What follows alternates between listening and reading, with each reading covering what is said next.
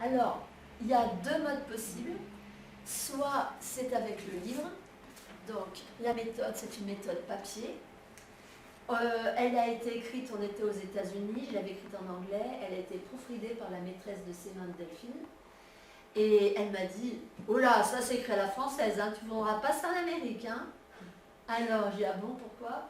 Elle me dit, c'est génial ton truc, mais tu ne peux pas présenter comme ça en Amérique. Et je dis, ben comment faut que je fasse? Alors elle me dit, il faut que tu fasses à l'américaine, semaine 1, lundi, mardi, tu fais ça mercredi, jeudi, vendredi. Alors je l'ai écrit à l'américaine et quand j'ai dit c'est génial. Et du coup, je l'ai traduit en français, je l'ai mis en français et je l'ai laissé à la mode américaine. Donc pas utile de lire le bouquin en entier.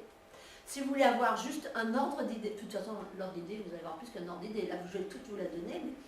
Mais, les parents qui l'achètent, ils ont quoi? Ils peuvent, il y a déjà, je l'ai écrit de façon qu'il y ait une image.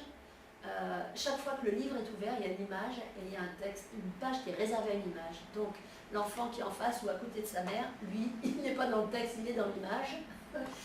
Et donc la maman, voilà, ça va jusqu'à la page 19. Si on enlève les premières pages, il doit y avoir 8 pages que la maman peut lire avant, juste pour savoir en gros comment c'est. Et après, semaine 1, le lundi, voilà comment tu fais. Et tu t'arrêtes là, tu mets ton marque-page. Le mardi, on ouvre, tout est indiqué, tout est à la lettre. Donc, il n'y a pas besoin d'être pédagogue, même il n'y a plus qu'à appliquer. C'est une recette de cuisine. Quel est le titre du livre? Le secret des tables de multiplication. Ah, le secret. Ah, mais bien sûr, bien sûr.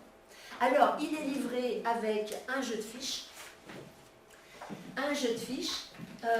Il y a une couleur par table.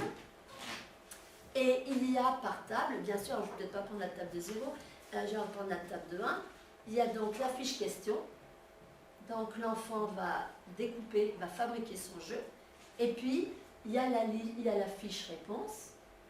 Et puis, il y a même la carte trophée. Et on verra plus loin comment on l'utilise.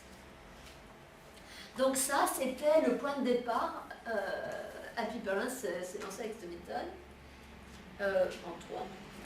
Et avec le temps, ça marchait bien, on recevait des témoignages qui nous faisaient très plaisir, mais bon, il fallait se moderniser un petit peu.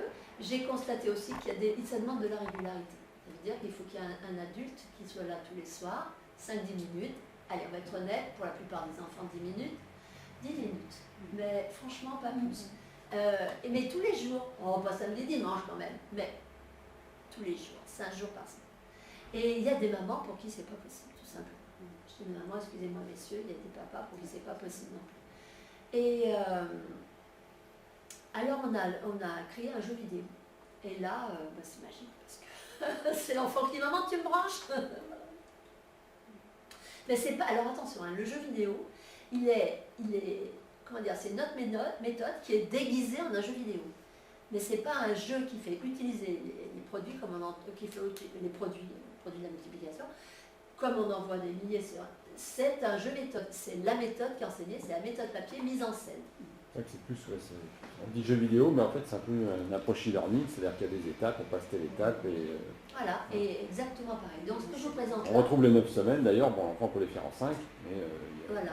Comment il s'appelle ce jeu vidéo? Qui veut être champion des multiplications?